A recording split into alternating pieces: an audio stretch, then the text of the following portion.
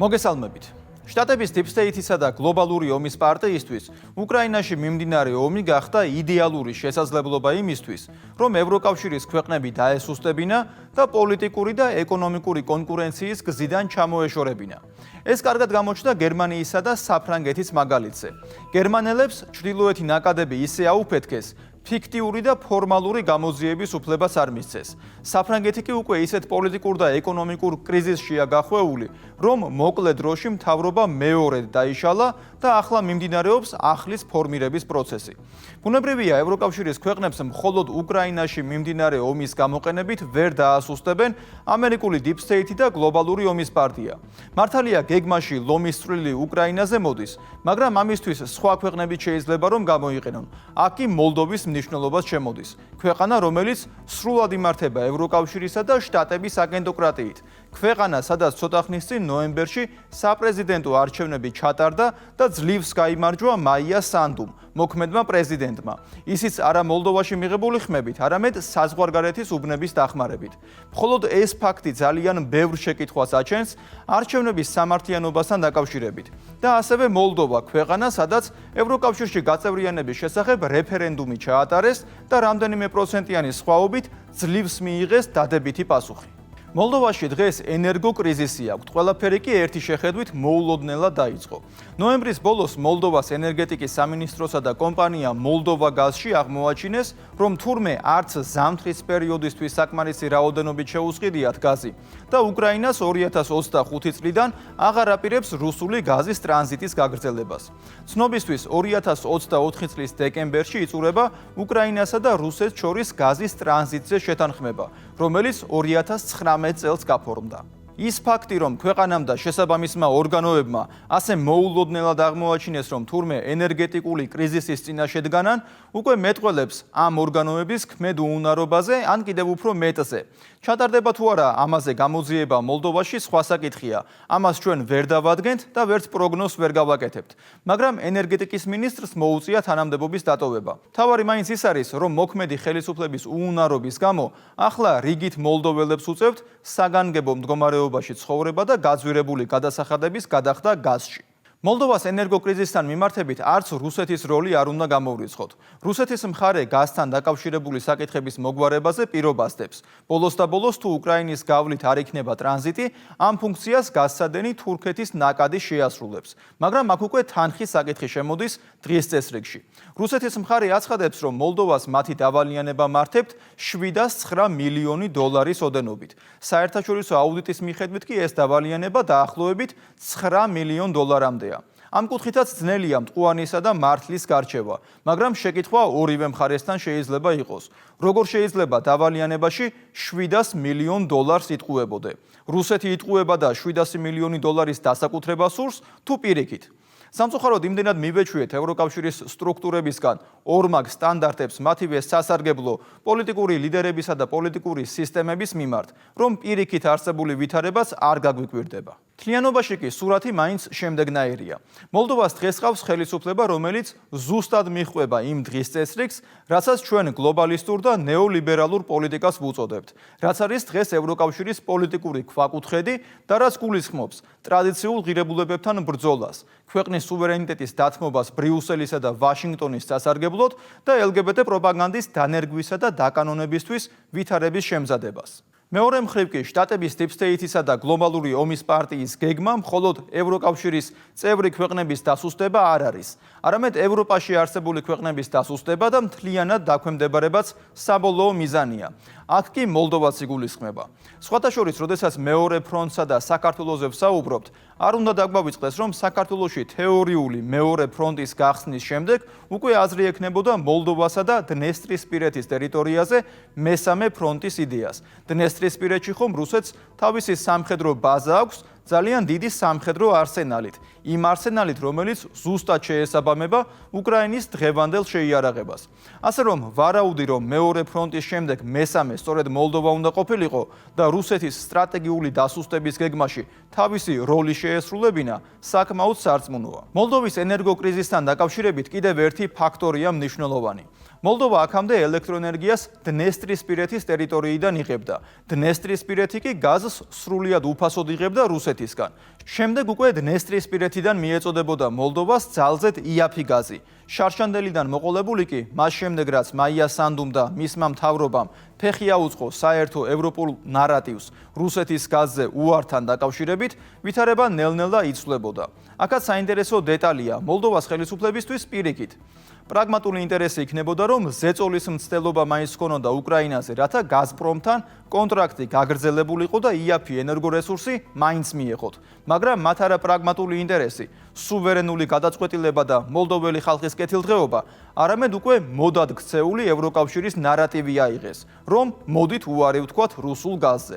როდესაც ამას არ აკეთებს უნგრეთი და სლოვაკეთი პრაგმატული ინტერესიდან გამომდინარე, მოლდოვას ხელისუფლებისა და პრეზიდენტ მაია სანდუს გადაწყვეტილება ძალიან ჰგავს დაკვეთით მიღებულ დირექტივას, რომელიც უნდა შესრულებულიყო და ქვეყანა კრიზისში შეეყვანა. მოლდოვას ენერგო კრიზისის შესახებ ნახეთ გიორგი მდივანის სიუჟეტი.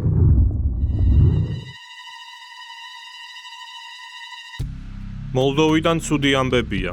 ყველაზე ღარიბი ევროპული ქვეყანა სოციალური კატასტროფის წინაშეა. მოლდოვაში უმძიმესი ენერგოკრიზისი დაიწყო.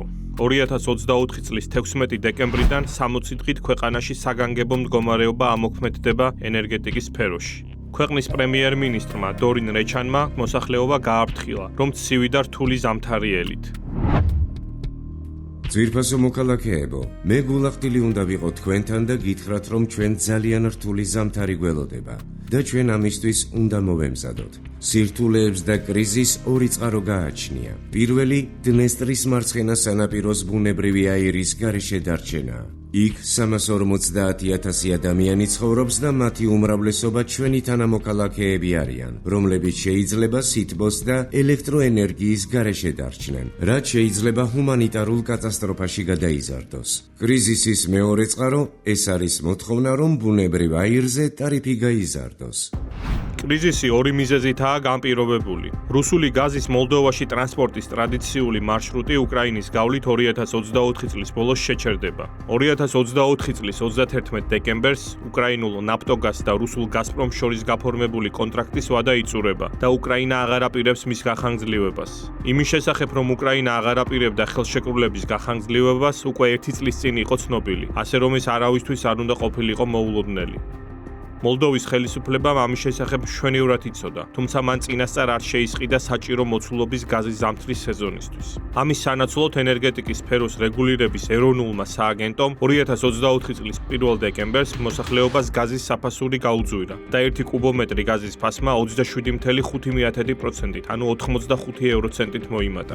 ოფიციალურმა კიშინიოვმა კი 1 წლის წინ განაცხადა, რომ რუსეთისგან გაზს აღარ იყიდის და მის მაგივრად ევროპულ ბირჟებზე შეიძენს ბუნებრივ აირს. თუმცა მოლდოვისთვის მნიშვნელოვანი იყო რუსეთის მიერ დნესტრისპირეთის მომარაგება გაზით, რადგანაც სწორედ იქ მდებარეობს ქვეყანაში უდიდესი ელექტროსადგური. გაზპრომი წლების განმავლობაში დნესტრისპირეთის თვითგამოცხადებულ რესპუბლიკას უფასო გაზს აწვდიდა. ჯერ კიდევ საბჭოთა დროს აშენებული და ახლა უკვე სეპარატისტულ რეგიონში მდებარე კუჩურგანის ელექტროსადგური იაფი ელექტროენერგიის გამომმუშავებას ახდენდა, რაც შემდეგ მთელ მოლდოვას მიეწოდებოდა. 1 იანვრიდან გაზის მიწოდების გაჩერების შემდეგ ელექტროსადგურიც ვერ შეძლებს სრული დატვირთვით ოპერირებას და მოლდოვას მოუწევს უფრო ძვირად შეიძინოს რუმინული ელექტროენერგია. დნესტრისპირეთის თვითგამოცხადებული რესპუბლიკის ეკონომიკის მინისტრმა სერგეი ობოლონიკმა უშიშროების საბჭოს სხდომაზე კუჩურგანის ელექტროსადგურის მუშაობაზე ისაუბრა. В случае прекращения подачи газа с 1 января 1 იანვრიდან გაზის მიწოდების შეწყვეტის შემთხვევაში გეგმის მიხედვით სიტუაცია შემდეგნაირად განვითარდება. 1 იანვარს ელექტროსადგურის გადაყვანა განხორციელდება გაზიდან ნახშირზე, რაც 50 დღე გვეყოფა 140 მეგავატის გენერაციის მოცულობის პირობებში, რაც მიმართული იქნება ჰუმანიტარული საჭიროებების დაკმაყოფილებისთვის. на обеспечение гуманитарных нужд, то есть потребление населения. მოლდოვა გაზის და ელექტროენერგიის დეფიციტს და მომატებულ ფასებს ერთდროულად წააწყდა, რაც ამძიმებს ქვეყნის მოსახლეობის სოციალურ-ეკონომიკურ მდგომარეობას. მაგრამ უკრაინული ტრანზიტი ტრანზიტის მოსალოდნელი გაუქმება და ელექტროენერგიის გამომუშავების შემცირება მოლდოვის ხელისუფლებისთვის იქამდეც უნდა ყოფილიყო ცნობილი. ქვეყნის პრემიერ-მინისტრმა და პრეზიდენტმა, რომლებიც ევროპული კურსის აქტიურ მხარდამჭერებად და ბრიუსელის მორჩილ პოლიტიკოსებად გვევლინებიან, არაფერი არ მოიმოქმედეს პრობლემების აღმოსაფხრელად. 2024 წლის სექტემბერში ქვეყნის პრემიერ-მინისტრი დორინ რეჩანი დაპირდა მოსახლეობას, რომ გაზი არ გაძვირდებოდა. თუმცა რამდენიმე თვეში მოსახლეობას თითქმის 30%-ით გაუძვირდა გაზის საფასური. ის ასევე ამშვიდებდა მოსახლეობას, რომ ყველაფერი ძალიან კარგად იყო და ზამთარს მომზადებულები ხვდებოდნენ. ჩვენ არასდროს არ ყოფილვართ ასე კარგად მომზადებულები ზამთრისთვის. ჩვენ არასდროს არ ქონია ასეთი ენერგეტიკული დამოუკიდებლობა რუსეთისგან და დნესტრისპირეთისგან. ჩვენ ახლა გვაქვს ეს დამოუკიდებლობა. თუმცა რამდენიმე თვეში იგივე დორინ რეჩანი უკვე სხვანაირად ალაპარაკდა. აღმოჩნდა, რომ მოლდოვაში მწვავე ენერგოკრიზისია და თურმე ამ ყველაფერში დამნაშავე რუსეთი ყოფილა. იმის მიუხედავად, რომ მოლდოვამ თვითონ თქვა უარი რუსულ გაზზე და უკრაინამაც ასევე უარი განაცხადა რუსული გაზის ტრანზიტზე დნესტრისპირეთში. თუ რუსეთის ეს განზრახვა რეალიზდება და ბუნებრივი აირის მიწოდება დნესტრისპირეთში შეწყდება, ეს ჰუმანიტარულ კატასტროფამდე მიგვიყვანს. 26 ნოემბერს კი უკვე ახლად არჩეულმა პრეზიდენტმა მაია სანდუმ ურცხვად მოატყუა საკუთარი თანამოქალაქეები და ევროინტეგრაციისადმი მიძღვნილ ფორუმზე შემდეგი რამ განაცხადა. ენერგეტიკის სფეროში ჩვენ ერთი წყაროდან დამოკიდებულებისგან გავთავისუფლდით. დღეს მოლდოვას აქვს არჩევანი. ჩვენ შეგვიძლია ავირჩიოთ რა იქნება უკეთესი ჩვენი მოქალაქეებისთვის. ჩვენი ენერგოსექტორი ევროპულ სტანდარტებს შეესაბამება. ამ განცხადებიდან სამ კვირაში გაირკვა, რომ სანდუს გაგებით ევროპული სტანდარტი ენერგოკრიზისი ყოფილა და რუსული გაზის გარეშე მოლდოვაში შეიძლება ჰუმანიტარული კატასტროფა ვიხილოთ. მოლდოვის უმაღლესი პირების სრულ დანაპირები და ბრალდებები ორ შესაძლო მომენტზე მეტყველებს. ისინი იმდენად არაკომპეტენტურები არიან, რომ ქვეყნისთვის უმნიშვნელოვანეს საკითხებში ვერ ერკვევიან, ან მათ ყველაფერი კარგად იცოდნენ და საკუთარ მოსახლეობას ატყუებდნენ საპრეზიდენტო არჩევნებზე სანდუს საწინააღმდეგოდ განწყობილი ამომრჩევლების რაოდენობა რომ არ გაზრდილიყო. მოლდოვის ხელისუფლების აშკარა უნიათობის გამოძიებას პარლამენტის სპეციალური სხდომაც დაეთმო, მაგრამ ვერაფერი განსაკუთრებული ვერ აღმოაჩინეს. ყველა მხარე თავს იმართლებდა და დამნაშავეები ვერ იპოვეს. განტევების ვაცის როლი კი მოლდოვის ენერგეტიკის მინისტრს და სახელმწიფო კომპანიის ენერგოკომის ხელმძღვანელს დააკისრეს. ორივე მათგანი თანამდებობიდან გაათავისუფლეს. სოციალისტური პარტიის ლიდერს და ქვეყნის ყოფილ პრეზიდენტს იგორ დოდონს მიაჩნია, რომ მაია სანდუ და მოლდოვის ხელისუფლება პასიურობს და სხვა საქმეებითაა დაკავებული. Я думаю, ситуация очень непростая. მე მგონია, რომ ძალიან რთული სიტუაციაა. დავიწყოთ იმით, რომ დღევანდელ კიშინევს ძალიან კარგი კონტაქტები აქვს კიევთან. თუ მოლდოვის პრეზიდენტს არ სურს და არ შეუძლია მოსკოვში ჩასვლა, კიევში მაინც წავიდეს. ის ხომ მეგობრობს ზელენსკისთან. კეთილი ინებოს და წავიდეს კიევში მოლაპარაკებებზე, რომ მოლდოვისთვის საჭირო ბუნებრივი აირის მოცულობა უკრაინამ გაატაროს. მე მგონია, რომ ტექნიკურად ამ პრობლემის მოგვარება შეიძლება უკრაინელი და მოლდოველი ტრეიდერის დანიშვნით. ამისთვის საჭიროა მოქმედება, მაგრამ ჯერჯერობით სანდუსგან საჭირო ქმედებებს ვერ ხედავთ. მაია სანდუ დაკავებულია რუმინული არჩევნებით, საქართველოში არსებული მდგომარეობით, მაგრამ არა საკუთარ ქვეყანაში არსებული ენერგოკრიზისით. მაია სანდუ ხან მიხეილ სააკაშვილს მოიხსენიებს პოლიტპატიმრად და მის საზღვარგარეთ გადაყვანას თხოვდა საქართველოს ხელისუფლებას. ხან სალომე ზურაბიშვილთან გადაღებულ სურათებს აქვეყნებს სოციალურ ქსელში, მაგრამ საკუთარ ქვეყანაში ენერგოსექტორი ჩამოშლის პირასაა.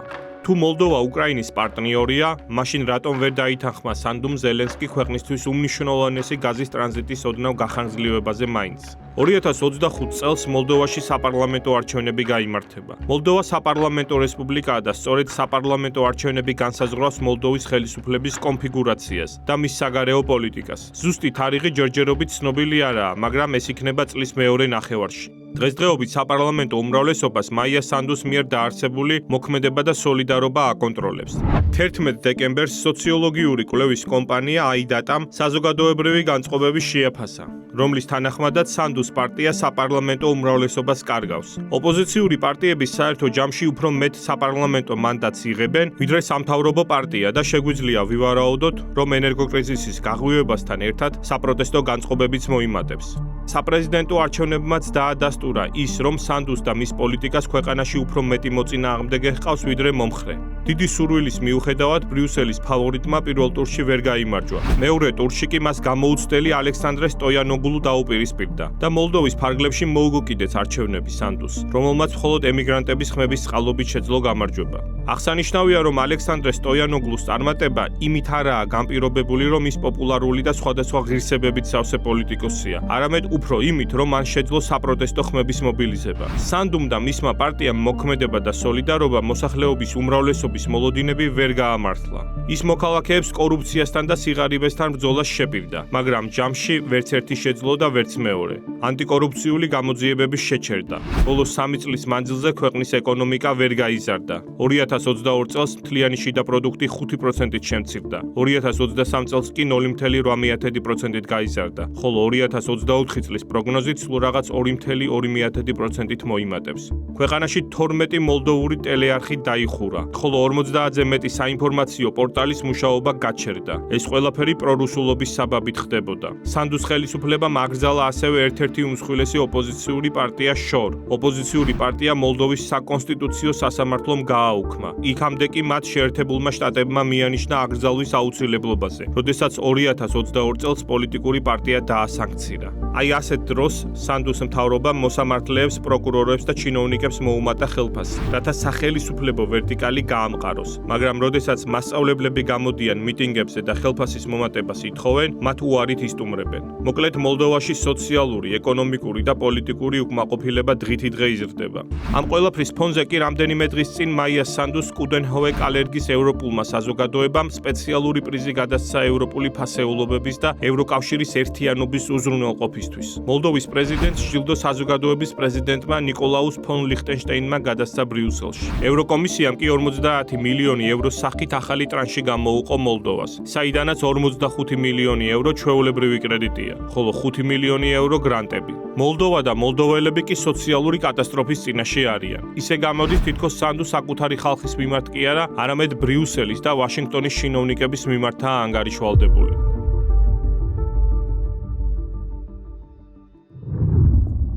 ის რომ მოლდოვა დღეს არა ეროვნული ინტერესების გამტარებელი, არამედ ევროკავშირისგან მართვადია, მათი დამოკიდებულებიდანაც ჩანს საქართველოსთან მიმართებით. მოლდოვის პრეზიდენტი მაია სანდუ სალომე ზურაბიშვილის აქტიური მხარდამჭერია. ქართული რადიკალური ოპოზიციის მხარდაჭერას ახასიათებს და არც ორმაგ სტანდარტებს გაურბიან. ამაზე მეტყველებს სანდუს ბოლო შეფასებები აქ, თბილისში მიმდინარე აქციებთან მიმართებით. მაგალითად, სანდუ მოწოდებებს აკეთებდა, რომ გმობს ძალადობას მშვიდობიანი დემონსტრანტების წინააღმდეგ. ეტყობა მაია სანდუ თვლის, რომ პოლიციელებისთვის ცეცხლის წაკიდება, მოლოტოვის კოქტეილების სროლა და პარლამენტის შტურმის მცდელობა მშვიდობიანი პროტესტია. სანდუ ასევე მხარს უჭერს სალომე ზურაბიშვილს თავისუფლებისთვის ბრძოლაში. სალომე ზურაბიშვილი დღეს რომ მხოლოდ თავისი სკამისთვის იბრძვის, ეს ყველასთვის ნათელია. სანდუს ასეთი განცხადებები კი ორმაგი ევროპული სტანდარტების კიდევ ერთი მაგალითი. მე იოანე შაიშმელაშვილი ვარ. კვირაში 4 ჯერ 21 საათსა და 15 წუთზე. უყურეთ ევროკრატიას.